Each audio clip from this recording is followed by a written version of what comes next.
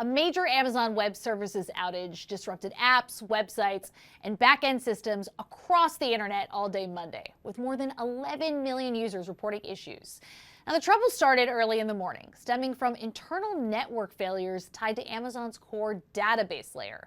That's the foundation that many cloud services rely on to operate. And when it breaks, everything above it fails to load.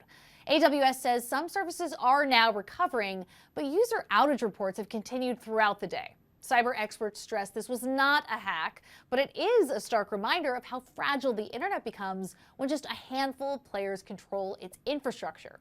AWS powers roughly a third of the global cloud market and generated $100 billion plus last year, yet a single regional failure still had widespread ripple effects. One expert compared it to last year's CrowdStrike meltdown, when a software update effectively shut down people's computers, breaking the devices themselves. Now, this AWS issue is more about cloud infrastructure, where the systems that apps depend on stop responding.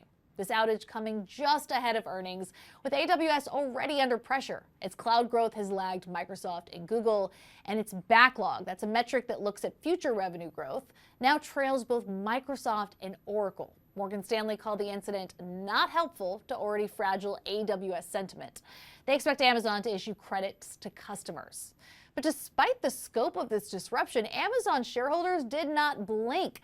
That stock ending the day higher.